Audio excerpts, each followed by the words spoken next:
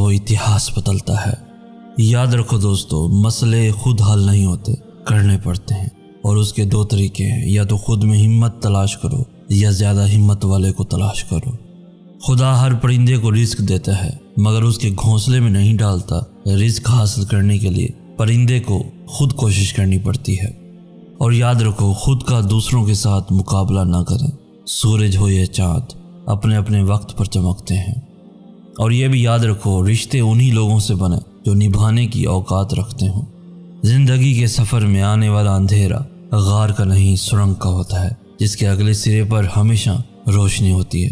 مگر یہ بات حوصلے کے ساتھ چلتے رہنے والے ہی جان سکتے ہیں، مایوس ہو کر بیٹھ جانے والے نہیں۔